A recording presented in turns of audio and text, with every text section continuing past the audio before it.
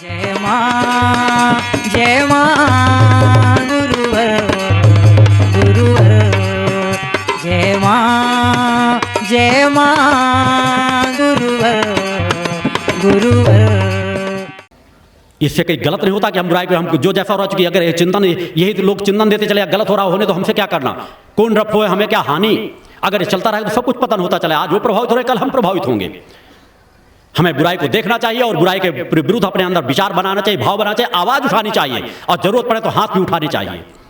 हमारे अंदर पड़े हम मानव हैं, किसी की हत्या हो रही हो हम केवल अपने आप को आंखों को बंद कर लें, किसी बहन बेटी की इज्जत लूटी जा रही हो हम आंखों को बंद कर लें। हमें खुली आंखों से देखना चाहिए कि वास्तव में गलत हो रहा है और हस्तक्षेप करना चाहिए, आवाज उठानी चाहिए, अपने हाथ उठाने चाहिए, अपना मुख खोलना चाहिए।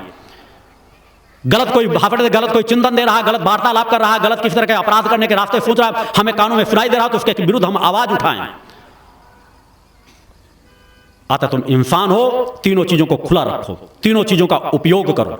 और अगर अपने आप को बंदर मानते हो, जिस तरह विज्ञान कहता है कि इंसान बंदर की औलादें हैं, विज्ञान इसी चीज को मानता है कि धीरे धीरे उनके पूंछ घिस गई और इंसान बन गए। इस तरह के लोग कई बार देव संस्कृतों को नकार देते हैं। तुम इंसान हो, हम ऋषियों मुनियों की परंपराओं से उनके वंशज हैं, देव संस्कृत के उनके वंशज हैं। धर्म हमें इस चीज का ज्ञान देता है, हमारे ऋषि मुनि इस चीज का ज्ञान हमें दे चुके हैं। हमको ऋषियों मुनियों की बात मानना है, इन वैज्ञानिकों की बात नहीं करना। जिस विज्ञान वाले वैज्ञानिक जिस तरह की बात करते हैं, इन विज्ञानों के वो बाप थे जो ऋषि मुनि थे वैज्ञानिकों के। हमारे ऋषियों मुनियों के पास जो सामर्थ्य थी, आज का विज्ञान उससे कोसों दूर खड़ा है। पुष्पक विमान वगैरह सब कुछ पहले सब कुछ थे, शब्द वेदी बाण थे, शब्दों के माध्यम से आशीर्वाद दे देते थे, शब्दों के माध्यम से किसी का भी बड़ा बड़ा अहित कर देते थे, 1 मिनट में भस्म कर देते थे किसी को। ये सब कुछ सामर्थ्य उनके पास ऋषि मुनियों के पास थी। राम को दिव्यास्त्र देने वाले ऋषि मुनि ही थे। अतः हम उस ऋषि मुनि के परंपरा के वंशज हैं, हम बंदरों के वंशज नहीं हैं। अतः अपने आप को इंसान मानो, इंसानियोचित उसी तरह के कर्तव्य करो। अतः गांधी जी के जो तीनों बंदर थे उनसे उदाहरण सीखो। उन्होंने कहा था अगर बंदर हो तो ऐसा कार्य करो, इंसान हो तो दूसरे इन सब चीज़ों को खोल करके रखो। और वही कार्य आप लोगों को करना है। भक्ति मानव कल्याण संगठन उसी लक्ष्य की ओर आप लोगों को ले जाना चाह रहा है। उन रास्तों को तय करें। आज के बाद से, चूंकि अब तक मेरे द्वारा छूट भी दे रखे थे कि 1-2% व्यक्ति जो गलती करते थे कि कहीं जहाँ से दीक्षा भी ले जाते उसके बाद फिर नफा करने लगते थे, आज से मैं संकल्प लेता हूँ कि यदि मेरा कोई से दीक्षा ले जाने के बाद किसी प्रकार का मैंने छूट दी है, सौंफ, इलायची, लौंग, काली मिर्च, मुरेठी वगैरह इन चीज़ों को जिनका हमको लाभ मिलता है, उन चीज़ों से हम दूर होते चले जा रहे हैं जो हमारे स्वास्थ्य लाभ को देते हैं। मिश्री, काली मिर्च, इस तरह की जो चीज़ें हैं। मगर यदि आप तंबाकू, गुटखा, पान, सुपारी, इस तरह के आगे प्रकार के नशे किसी प्रकार करते हैं तो जिस दिन से आप कर लें उसी दिन से मान लेना कि मेरे शिष्य और गुरु का रिश्ता उस दिन से आपने खंडित कर दिया है।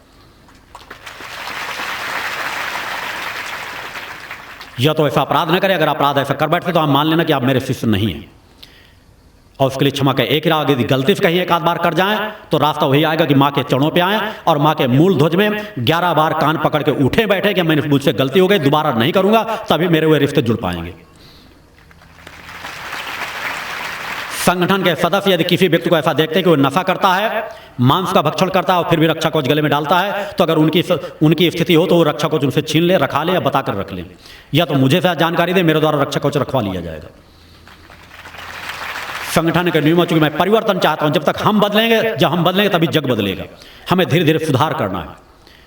उन सभी बातों में धीरे धीरे हमको सुधार के लक्ष्य की ओर बढ़ना है। जब तक आप उन बिंदुओं में विचार नहीं करेंगे तब तक आप में सुधार नहीं आएगा। अपनी आवाज को धीरे धीरे उठाना सीखो। धीरे धीरे आने बिंदु में मैं फतेह एक क्रम ने कहा संगठन को बहुत बड़ा लगा, धीरे धीरे नींव डाल रहा हूँ। उसी प्रक्रिया में मैंने फतेहपुर जिले को पहले, चूंकि मैंने कहा जन्मस्थली से ही मैंने कहा प्रारंभ करूँ, वही ज़्यादा सर्वोत्तम होगा। जिस तरह आश्रम को मैं प्रतिबंधित रखता हूँ कि बड़ा बड़ा कोई व्यक्ति आ जाए, मंत्री, मिनिस्टर कोई भी हो, अगर वो आकर के यहाँ नफा करना चाहता तो पहले प्रेम से एक बार समझा दिया जाता, भैया सीधे यहाँ से चले जाओ, ज़्यादा अच्छा होगा, या तो नफा छोड़ दो, यहाँ आ जाओ, जब तक नफा अपने घर में करना अलग बात है। अगर नफा करना तो आश्रम से बाहर जाना पड़ेगा।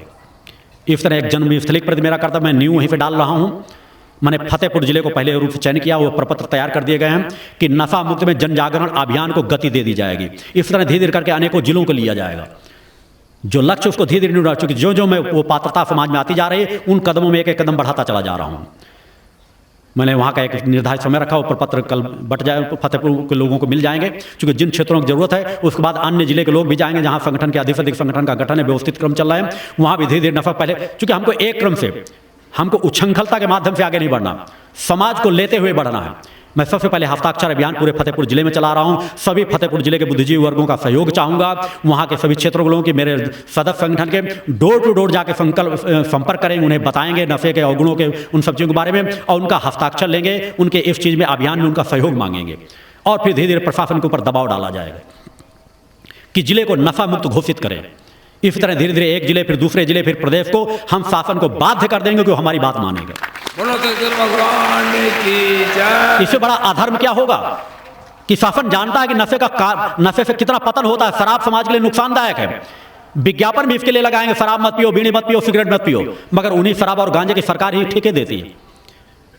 तो अगर उन नेताओं, मंत्रियों, मुख्यमंत्रियों, मिनिस्टरों को, प्रधानमंत्रियों को, अगर वो इतने भ्रष्टाचार में गर्त में गिर चुके हैं, इतने पतन के गर्त में गिर चुके हैं, इतने आवरण उनके ऊपर पड़ चुके हैं कि उनके बुद्धि विवेक में नहीं आ रहा कि हम खुद इस चीज़ के जिस पद में बैठ करके हम समाज हित की बात करते हैं, देश हित की बात करते हैं, भारत के सम्मान की बात करते हैं, और हम खुद ठेके उठाते हैं, उस अपराध से उनको पहले सचेत किया जाएगा कि सचेत हो जाओ, या तो हमारी बात मानो, नहीं मानोगे तो धीरे धीरे करके तुम्हारे धरातल को भी खिसका दिया जाएगा। राजनीति संगठन का लक्ष्य नहीं है, मगर मैंने कहा समाज के बीच में जरूरत पड़ने पर मैं समाज के बीच से राजनीतिक क्षेत्र पर भी लोगों को बढ़ाऊंगा। हम संगठित हों, किसी क्षेत्र में हमारे अगर 10 सदस्य हैं तो 10 से सदस्य संगठित होकर अगर संगठन की आवाज आती है तो एक आवाज में वोट रखे, एक जगह पर एक आवाज में एक आवाज, जो मेरा लक्ष्य में समय के साथ धीरे धीरे कर रास्ते में जिन व्यक्तियों पर मेरा विश्वास उनको धीरे धीरे आगे बढ़ाऊंगा। जिन क्षेत्रों में लोग जनप्रतिनिधि हैं, समाज में पहले से हैं, अगर वो संगठन की विचारधारा पकड़ लेते हैं, संगठन का सहयोग चाहते हैं, तो संगठन का सहयोग उनको भरपूर दिया जाएगा, क्योंकि हमें उनसे दूर रखे हमें ज़्यादा अच्छी बात होगी। राजनीति एक जैसा दलदल है, उसमें हम बाहर से जितना सपोर्ट करके सुधार कर सकते हैं, उसमें हमारे सदस्य जाकर हो सकता है वो भी कुछ लिप्त हो जाएं। मगर मैंने कहा मैं जिन क्षेत्रों को मैं लोगों को बढ़ाऊंगा, अगर वो लिप्त होंगे तो उनको सुधारना मैं जानता हूँ, मगर पहले हमें जो राजनीतिक क्षेत्र में हैं उन्हीं को कहना है कि शक्ति का या तो सम्मान करो या शक्ति तुम्हें धराशायी भी करेगी। हो सकता है आज नहीं 10 साल, 20 साल, 25 साल, 50 साल वाली हो, मैं न्यू डाल रहा हूं, उस रास्ते की ओर आपको बढ़ा रहा हूं। मेरे लक्ष्य व्यापक है और उनका परिवर्तन समाज में धीरे धीरे आएगा। संगठन को उस बिंदु की ओर मैं धीरे धीरे ले जा रहा हूं। धीरे फतेहपुर को मैंने जन जागरण अभियान में पहले फतेहपुर से शुरुआत की है, फिर अन्य क्षेत्रों, अन्य प्रदेशों को भी लिया जाएगा। शासन को एक न एक दिन बाध्य किया जाएगा कि शासन आपकी बात को मानेगा कि हमारे लिए हितकारी है क्या है, हमारे लिए अहितकारी क्या है। नशे और भांग के, शराब और भांग के ठेके उठाए जाते हैं, हमको शराब पिलाई जाती है, हमारे समाज के बच्चों को पतन किया जाता है, अपराध तो अपने आप बढ़ते चले जाएंगे। उन चीज़ों के लिए मैंने फतेहपुर से शुरुआत किया है कि फतेहपुर में हस्ताक्षर अभियान चलेगा तीव्र गति से। उसके लिए पूरे प्रपत्र तैयार करा दिए गए हैं, चिंतन भी करा दिए गए हैं। जितने समय में वो हस्ताक्षर अभियान डोर टू डोर पूरे जिले का हर घर का कंप्लीट होगा, उसके बाद आगे धीरे धीरे उसके आगे क्रम चलेगा। उस तरह अन्य जिलों में धीरे धीरे क्रम बढ़ाए जाएंगे। तो संगठन के जो लक्ष्य हैं उनसे समय समय पर आप अवगत होते रहेंगे, पत्रिका के माध्यम से भी अवगत होते रहेंगे। मैंने बार बार जीवन में मेरा स्पर्श भी नहीं कर गया कि मैं राजनीतिक क्षेत्र से कभी भी अपने आप को जोड़ूंगा। मेरा सिर्फ मार्गदर्शन, मैं एक ऋषि हूँ, ऋषि तो मार्ग से मेरा जो समाज का मार्गदर्शन मेरा कर्तव्य बनता है, उसका भक्ति मानव कल्याण संगठन का मैंने गठन जनहित के लिए किया, राजनीति के लिए नहीं। मगर अगर जहां आवश्यकता पड़ेगी, चूंकि या तो राजनीति के लोग अगर हमारी बात नहीं मानेंगे तो हमारे पास रास्ता बचेगा क्या? एक न एक दिन ठोकर मार के उन्हें नीचे गिराना ही पड़ेगा। वक्त कितना ही लग जाए, हम आगे बढ़ें, एक है एक से दो बढ़ेंगे। हम धीरे धीरे अपने विचार चेतना तरंगों को फैलाना शुरू करें। धीरे धीरे आपके अंदर वो शक्ति आएगी, कहने की जरूरत नहीं पड़ेगी। हम नहीं तो हमारी आगे आने वाली पीढ़ी वो समाज को बदल करके रख देगी। हम न्यू डालना शुरू करें। माँ का आशीर्वाद हमारे आप सभी के साथ जुड़ा हुआ है। उन क्रमों को हम लेके चलेंगे, रास्ते आगे चलेंगे। एक एक शिविर की जो मेरे द्वारा आरतियां कराई जाती हैं, उन्हीं से आपके चिंतनों को जोड़े जाते हैं। मैं अपनी चेतना तरंगों आपके अंदर समाहित करता हूँ। आपको एहसास ही नहीं, जब मैं एहसास करने आ जाऊँ, बैठा रहूँ, सालों बैठा रह सकता हूँ, चिंतन देता रहूँ जब तक की स्थिति। मगर जब आपको पूर्णत्व का आशीर्वाद, अंतिम आशीर्वाद देकर के जाता हूँ, तो एक पैर कहाँ पर रखना, ये रखना भी मेरे लिए मुश्किल पड़ता है। जाकर किस तरह मुझे अकड़ना पड़ता है, शरीर में किस तरह तड़पन आती है। क्योंकि जब व्यक्ति अपनी चेतना, चूंकि ये नहीं कि जहाँ पूर्ण भरा हो, मगर जो देने की एक पात्रता लेकर का, तो उसको रिक्त करके अपने आप को पूरी तरफ जाता है। चेतना तरंगों को फिर शांत करना पड़ता है, अपने आप को फिर धीरे धीरे कर उन क्रमों को बढ़ाना। ये साधना पथ है, कब किस तरह की ऊर्जा को लेकर बैठना पड़ता है, कब किस तरह की ऊर्जा से अपने शरीर को शांत करना पड़ता है, कितने मिनट। चूंकि ऐसा नहीं होता कि एक बार मैं चेतनता को जागृत कर लूँ तो 24 घंटे उसी वातावरण में रहूँ।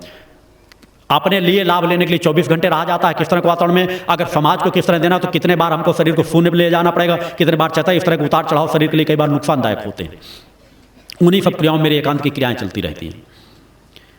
मैं आपसे बात भी कर रहा हूँ, मगर मेरा बाह्य क्रम में मैं 10% ही आपसे जुड़ा हुआ हूँ, मगर आपकी आत्मा से 90% मेरी चेतना तरंगे जुड़ी हुई है। बोलो सदगुरु भगवान की सूक्ष्मता मेरे शरीर में है, शून्यता आ जाती है। जिस तरह मैं कहता हूँ चालीसा पाठ वगैरह में जाता हूँ, वहाँ जाकर के जब मैं उठता हूँ तो मेरे लिए कष्टदायी क्षण हो जाते हैं।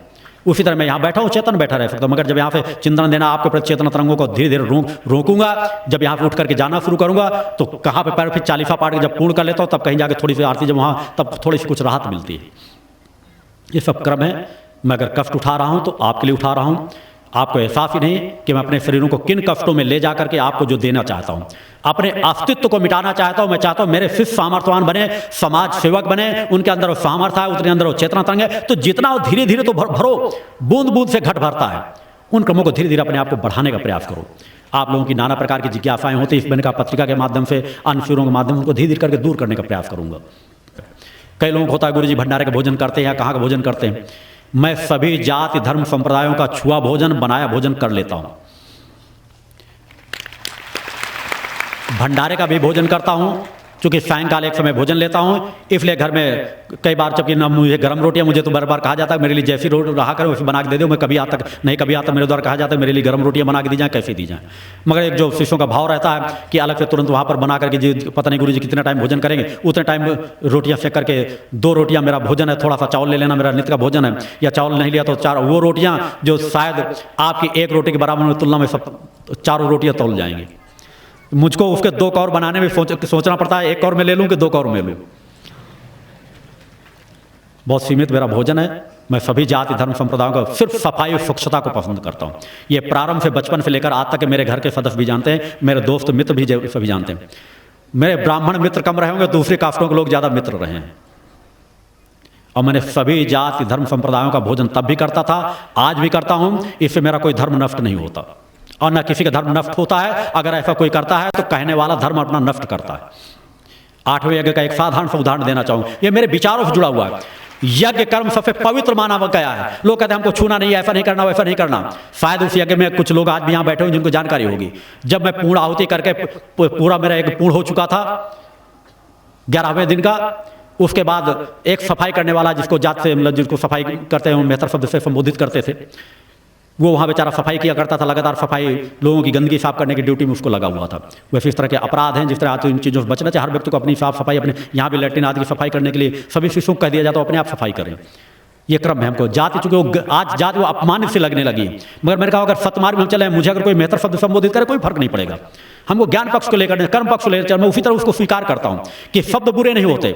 हम उन भावों को न, क्योंकि समाज उस तरह के भाव बना चुका है, उसी तरह छुआछूत करना, उसी तरह के भाव पैदा करना, इसलिए वो अपने आप को वो भी हे मानने लगे हैं कि शायद हमारे ऐसे शब्द सबको संबोधन किया जा रहा है। सभी लोग नजदीक आकर के प्रणाम कर रहे थे। प्रमुख कार्यकर्ता अन्य सब जब मैं जा रहा था, वो बेचारा दूर से करके जल्दी जल्दी मैं देख रहा था कि दूर से वहाँ पे हाथ पर चुके, उसको पहचान चुका था कि कौन सफाई करता। हाथ पर धुला, जल्दी जल्दी हाथ पर धुल करके आशीर्वाद लेने के मेरे ओर बढ़ा। 2-4 कार्यकर्ताओं ने उसको रोक दिया, क्योंकि देखा था कि अभी तक तो लैट्रिन सफाई कर रहा था और गुरुजी की तरफ पैर पर चरण स्पर्श करने के लिए चला आ रहा है। मैंने दूर से हुआ, मैंने कहा उसको क्यों रोक रहे हो? बोले वो ऐसा कार्य काम में ड्यूटी में लगा हो गुरु जो आपके को छुएगा ऐसा कर्म। मैंने कहा नहीं, उसको पहले बुलाओ। यज्ञ मालूम है, मैंने उसको बुलाया, मैंने कहा उसको चरण स्पर्श करने दो। मैंने कहा मेरे लिए कोई फर्क नहीं पड़ेगा, ये उनके लिए फर्क पड़ता है जो अपूर्ण है। ये व्यवहारिकता मेरे जीवन से बचपन से जुड़ी हुई आज तक सभी को मालूम है। कोई 1-2 की बात नहीं कर रहा है, 1-2 घटनाएं मैं इसलिए दे रहा हूँ कि मेरे जीवन के साथ सत्य जुड़ा हुआ है। मैं ना कभी छुआछूत मानता हूँ, ना भेदभाव मानता हूँ। सब मानव हैं हम, आप सभी। हम अपना काम कर रहे हैं, वो अपना काम कर रहे हैं। कोई आर्थिक रूप से संपन्न है, कोई किसी पक्ष से संपन्न है, और उनको तो हमें और ज्यादा महत्व देना चाहिए जो हमारी सेवा कार्यों में लगे हुए हैं। आज भी अगर आश्रम में जो मजदूर कार्य करते हैं उनको मालूम होगा। आप लोग आते हैं, कई बार आप लोगों को मालूम है कि मैं किसी जगह कार्य देख रहा होता हूँ, आप लोगों को वापस भेज देता हूँ। मेरे शिष्य आप लोगों को वापस भेज देते हैं, उन्हें चरण स्पर्श करने के लिए नहीं आना। मगर मेरे मजदूर वर्ग में जो काम करने वाले यहाँ लगे रहते हैं, मैं बर्बस उनके पास जाता हूँ, और अगर नहीं करा रहे होते तो चौहान कोई बार होता गाड़ी यहाँ पे रोको, या मैं खुद जाता हूँ उनको बुला लो, कहते चरण स्पर्श कर ले। उनको बुलवा के अपने चरण स्पर्श करवाता हूँ, क्योंकि गुरु की भावना के सच्चे फल कौन अधिकारी है, वो सेवा कर रहे हैं, हमारे निर्माण कार्य में लगे हुए हैं, यहाँ सेवा कार्य में लग रहे हैं। ठीक है, वो मजदूरी कार्य कर रहे हैं, उनके पास उतना ज्ञान, उतनी सामर्थ्य, वो उसी से उनका जीविकोपार्जन होना है। मगर फिर भी वो शिष्य भाव से मुझे मानते हैं, आते उसी तरह यहाँ के गुणगान सुनते रहते। शाम को दिन भर परिश्रम करते हैं, शाम को बेचारे हाथ पैर धुल के नहीं भी स्नान करते तो शाम को हाथ पैर धुल करके आकर के उसी तरह नमन करते, मेरे चरण स्पर्श करते हैं। सौभाग्य से प्रकृति ने मुझे अपना कार्य करने के लिए भेजा है, आपको अपना कार्य करने के लिए भेजा है, उनको भी अगल बगल इसीलिए बसा दिया है कि उस आश्रम के निर्माण कार्य में सहायक सिद्ध हूं। कण कण प्रकृति का एक दूसरे का पूरक है, उसको हमको केवल समझना चाहिए। जात भेद को पूरी तरह से मिटा दें, उनको दूर करने का प्रयास करो। मैं जानता हूं कि इतनी जड़ें मजबूत हो गई, तत्काल नहीं होंगे, प्रयास तो करो। आपका गुरु तो 101% जब से होश संभाला तब से कर रहा है। मेरे घर में लोगों को मालूम है कि मैं अपने मित्रों को लिवा के जाता तो घर में पहले का, जबकि ब्राह्मण परिवार में जन्म लिया था, वहां भी एक छुआछूत सब कुछ था। अगर कोई मेरा दोस्त कह देता था थाली धुलने के लिए कहना, अगर धुलना हो तो धुल देना, नहीं मैं खुद धुल दूंगा। परिवार के अनेकों महिलाएं यहाँ पर सदस्य ऐसे बैठे जिनको मालूम इन चीज़ों को कि कभी हमेशा कहते मेरे कभी दोस्त से थाली धुलने की बात मत कह देना। वो मेरे साथ बगल में उसी तरह आया, बगल में बैठ के भोजन करेगा, मेरे जाने के बाद तुमको जो कुछ करना हो कर लो, थाली तुम्हें ना धुलना होगा तो मैं थाली खुद धुल दूंगा जाकर के। और सब लोग मेरी बात मान लेते, क्योंकि शुरुआत से ऐसा कुछ था, मैं शुरुआत का ऐसा जीवन जीता, छोटा जरूर था, मगर बड़े लोग जब मैं इस धर्म मार्ग में नहीं आया था तभी मेरी बातों को मानते थे।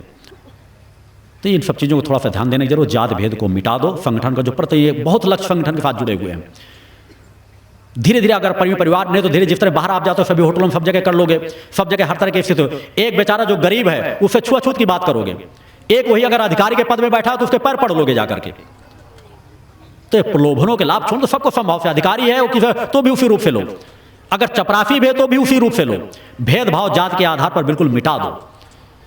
घर के लोगों को धीरे धीरे मोड़ने का प्रयास करो, समझाने का प्रयास करो। प्रयास किया जाए तो सब कुछ संभव है। आज मेरे सभी भाई उसी तरह मानते हैं, मेरा परिवार उसी तरह मानता है। आश्रम में मेरे तो उसी तरह नियम लागू होते हैं। सभी जाति धर्म संप्रदाय के लोग अंदर जाते हैं, भोजन बनाते हैं, भोजन खिलाते, सब कुछ उसी प्रक्रिया से चल रही है।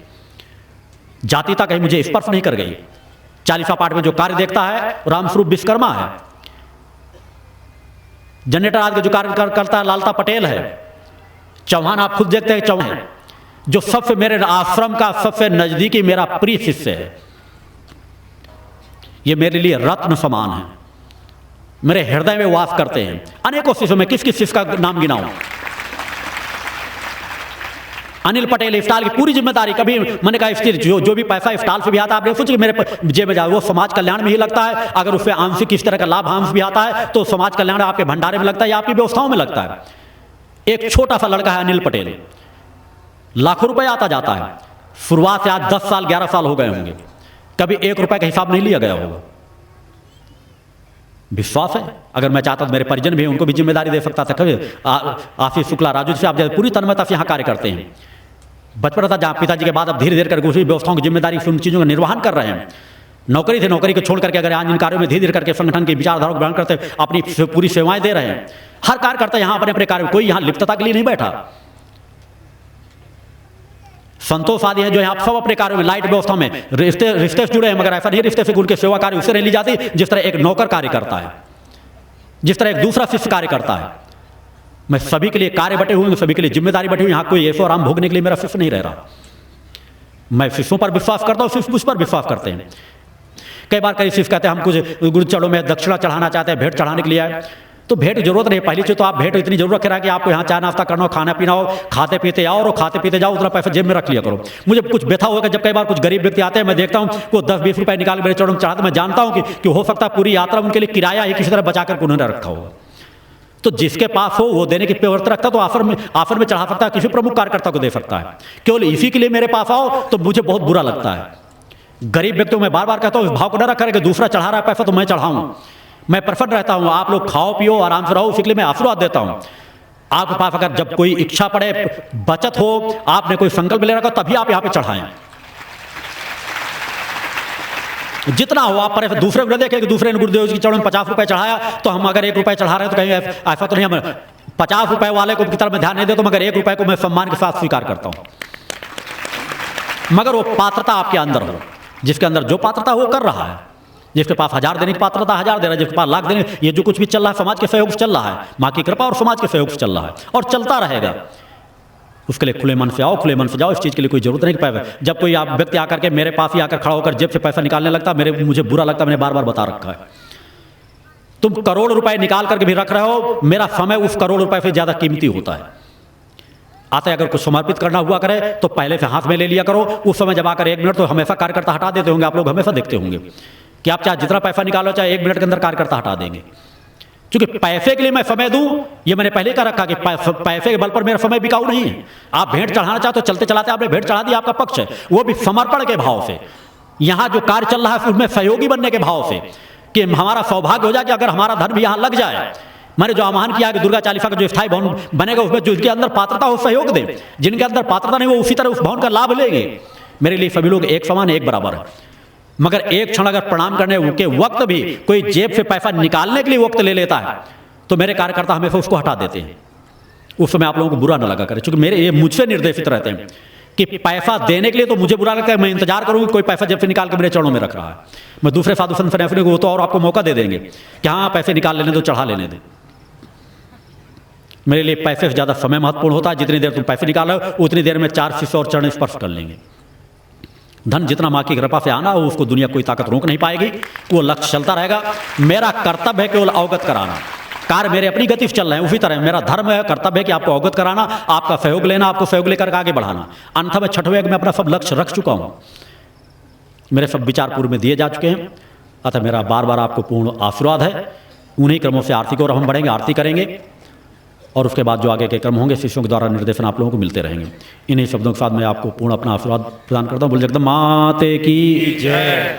या देवी सर्वभूतेषु शक्ति रूपेण संस्था नमस्तस्यै नमस्तस्यै नमस्तस्यै नमो नमः। युग वंदनीय धर्म सम्राट युग चेतना पुरुष सदगुरुदेव परमहंस योगी राज श्री शक्ति पुत्र जी महाराज के पावन श्री चरणों में नमन वंदन प्रणाम। तप योग ध्यान साधना की पावन स्थली धर्मधुरी पंच ज्योति शक्ति तीर्थ सिद्धाश्रम की स्थापना मध्य प्रदेश के शहडोल जिले की व्यवहारी तहसील में परम पूज्य गुरुवर श्री के द्वारा दिनांक 23/1/1997 को की गई है, जहां पर 15/4/1997 से श्री दुर्गा चालीसा अखंड पाठ मंदिर में अनवरत अनंत काल के लिए श्री दुर्गा चालीसा का पाठ जन जन के कल्याण हेतु चल रहा है। परम पूज्य गुरुवर श्री के द्वारा नित्य प्रति प्रातः एवं सायंकालीन वेला में माता भगवती आदि शक्ति जगत जननी दुर्गा जी सहित देवी देवताओं एवं सहायक शक्तियों की आरती संपन्न की जाती है। मूल ध्वज साधना मंदिर में भी नित्य प्रति होने वाली प्रातः एवं सायंकालीन वेला की आरती में भक्त उपस्थित होते हैं तथा मानसिक शारीरिक समस्याओं के निवारण के साथ ही सुख शांति समृद्धि का आशीर्वाद प्राप्त करते हैं। परम पूज्य गुरुवर श्री से नित्य प्रति प्रातः एवं सायंकालीन मिलने के निःशुल्क क्रम में माँ के भक्त व परम पूज्य गुरुवर श्री के शिष्य अपनी मनोभावना को श्री गुरु चरणों में समर्पित करके समुचित समाधान व आशीर्वाद प्राप्त करते हैं। परम पूज्य गुरुवर श्री अब तक 1 करोड़ से अधिक भक्तों से व्यक्तिगत रूप से मिलकर उन्हें यथोचित निर्देशन प्रदान कर चुके हैं। परम पूज्य गुरुवर श्री से मिलकर उचित दिशा निर्देशन प्राप्त करके संकल्पित होकर करोड़ों लोगों ने नशे मांसाहार से मुक्त चरित्रवान एवं चेतनावान जीवन अपनाया है और वर्तमान में भी नित्य प्रति सैकड़ों लोग नशा मुक्त होने के लिए सिद्धाश्रम पहुंचते हैं। परम पूज्य गुरुवर श्री के 20 लाख से भी अधिक दीक्षा प्राप्त शिष्य हैं जो वर्तमान के अनीति अन्याय अधर्म से ग्रसित भयावह वातावरण में भी माँ की पावन ज्योति से प्रज्वलित अपने घरों में मामय वातावरण के मध्य साधनात्मक जीवन जीते हुए आत्म कल्याण एवं जन कल्याण के पथ पर अग्रसर हैं। ज्ञात हो कि सिद्धाश्रम में गत 28 वर्षों से माँ अन्नपूर्णा भंडारा संचालित है, जहां नित्य प्रति सुबह शाम हजारों भक्त सुरुचिपूर्ण भोजन प्राप्त करते हैं। साथ ही आश्रम में ठहरने हेतु विभिन्न आवासीय व्यवस्थाएं भी निःशुल्क हैं। पंच ज्योति शक्ति तीर्थ सिद्धाश्रम में पावन सिद्धाश्रम सरिता के तट पर स्थित सर्व सुविधा युक्त त्रिशक्ति गौशाला के दर्शन करके भक्तगण अभिभूत हो जाते हैं। परम पूज्य गुरुवर श्री के निर्देशानुसार प्रत्येक माह के शुक्ल पक्ष की अष्टमी को गौ सेवा समर्पण दिवस मनाया जाता है। इस दिवस पर परम पूज्य गुरुवर श्री एवं पूजनीय शक्तिमयी माता जी के द्वारा समस्त गोवंशों को अपने कर कमलों से रोटियां खिलाई जाती हैं। गौशाला के समीप ही परम पूज्य दंडी सन्यासी स्वामी श्री राम प्रसाद आश्रम जी महाराज की समाधि मन को शीतलता प्रदान करती है और निकट ही स्थित दानवीर गुफा स्थल भी दर्शनीय एवं असीम शांति का स्रोत है। सिद्धाश्रम में प्रतिवर्ष शारदीय नवरात्र के पावन अवसर पर शक्ति चेतना जन जागरण शिविर का विशाल आयोजन किया जाता है, जिसमें मां के लाखों भक्त व श्रद्धालु योग ध्यान साधना के क्रम का लाभ प्राप्त करते हैं तथा परम पूज्य गुरुवर श्री के दिव्य चेतनात्मक चिंतन श्रवण करने के साथ अलौकिक दिव्य आरतियों का भी आनंद प्राप्त करते हुए ममतामयी मां की कृपा एवं परम पूज्य गुरुवर श्री का आशीर्वाद प्राप्त करते हैं। सिद्धाश्रम स्थापना दिवस 23 जनवरी के पावन अवसर पर प्रतिवर्ष अखिल भारतीय सिद्धाश्रम दौड़ प्रतियोगिता का आयोजन किया जाता है तथा इसी दिन योग भारती विवाह पद्धति से सामूहिक विवाह और सायंकालीन बेला में अखिल भारतीय सुर संध्या एवं कवि सम्मेलन का भी आयोजन होता है। सिद्धाश्रम में स्थित जनसंपर्क कार्यालय के माध्यम से विभिन्न जानकारियां प्राप्त होती हैं तथा सिद्धाश्रम से ही प्रकाशित मासिक समसामयिक सिद्धाश्रम पत्रिका व राष्ट्रीय साप्ताहिक समाचार पत्र संकल्प शक्ति भी प्राप्त कर सकते हैं, जिनके माध्यम से परम पूज्य गुरुवर श्री की ऋषि वाणी महत्वपूर्ण समसामयिक लेख आदि का अध्ययन कर सकते हैं। जनसंपर्क कार्यालय से ही मां के प्रसाद स्वरूप निःशुल्क शक्ति जल का वितरण भी होता है। इसी दिव्य शक्ति जल के माध्यम से आज करोड़ों लोग नशा मुक्त होकर अपनी विभिन्न मानसिक शारीरिक व्याधियों से मुक्त हुए हैं और अपने जीवन में चेतनात्मक ऊर्जा को प्राप्त किया है। जन कल्याण की भावना को लेकर सिद्धाश्रम में स्थापित निःशुल्क वस्त्र सहायता केंद्र के माध्यम से अब तक लाखों जरूरतमंद बच्चों, पुरुषों एवं महिलाओं को उनकी आवश्यकता अनुसार वस्त्र प्रदान किए गए हैं और यह क्रम अनवरत जारी है। सिद्धाश्रम में पर्यावरण की रक्षार्थ व्यापक स्तर पर पौधारोपण का क्रम चलता रहता है। यहाँ पर विभिन्न प्रकार के फलों, औषधियों, पुष्पों आदि के हजारों वृक्ष हैं। कृषि व उद्यान संवर्धन के क्षेत्र में यहाँ की हरियाली देखते ही बनती है। आश्रम में भोजन व्यवस्था के उपयोगार्थ प्रचुर मात्रा में विभिन्न प्रकार की सब्जियों की भी पैदावार होती है। परमहंस योगी राज श्री शक्ति पुत्र जी महाराज द्वारा मानव सेवा, धर्म रक्षा एवं राष्ट्र रक्षा के लक्ष्य को लेकर गठित की गई त्रिधाराओं भगवती मानव कल्याण संगठन, पंच ज्योति शक्ति तीर्थ सिद्धाश्रम एवं भारतीय शक्ति चेतना पार्टी के माध्यम से सशक्त विचारधारा के अनुरूप कार्य किया जा रहा है। दिनांक 15/3/1995 को गठित भगवती मानव कल्याण संगठन के माध्यम से संगठन के 1 लाख से अधिक सक्रिय कार्यकर्ताओं के द्वारा नशे मांसाहार से मुक्त, चरित्रवान, चेतनावान, परोपकारी एवं पुरुषार्थी समाज का निर्माण किया जा रहा है। समाज कल्याण के लक्ष्य को लेकर संगठन के द्वारा नशा विरोधी जन आंदोलन चलाया जा रहा है।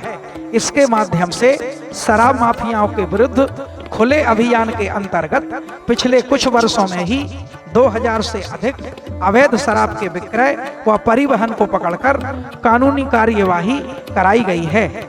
इस अभियान में संगठन एवं पार्टी के हजारों सक्रिय एवं जुझारू महिला व पुरुष कार्यकर्ता दिन रात लगे हुए हैं। समाज को शुद्ध औषधियों एवं खाद्य पदार्थों की उत्कृष्ट उपलब्धता सुनिश्चित कराने के उद्देश्य से Siddhashram Ayurveda and food product private limited के अंतर्गत विभिन्न प्रकार के उत्पादों का लगातार निर्माण किया जा रहा है, जिन्हें आप प्रतिष्ठान से संपर्क करके प्राप्त कर सकते हैं। साथ ही व्यापार की दृष्टि से कार्य करने के इच्छुक सदस्य एजेंसी प्राप्त करने हेतु संपर्क कर सकते हैं। आप सभी का आवाहन है कि पंच ज्योति शक्ति तीर्थ सिद्धाश्रम पहुंचकर यहाँ पर चल रहे माँ के अखंड गुणगान एवं साधना क्रमों में सम्मिलित होकर तथा ऋषिवर परम पूज्य सद्गुरुदेव श्री शक्ति पुत्र जी महाराज के पावन दर्शन प्राप्त करके स्वयं को सौभाग्यशाली बनाएं। साथ ही मानवता की सेवा, धर्म रक्षा एवं राष्ट्र रक्षा के लक्ष्यों में सहभागी बनने हेतु भगवती मानव कल्याण संगठन आप सभी का सादर आवाहन करता है। जय माता की, जय गुरुवर की। जय मां, जय मां, गुरुवर, गुरुवर, जय मां, जय मां, गुरुवर, गुरु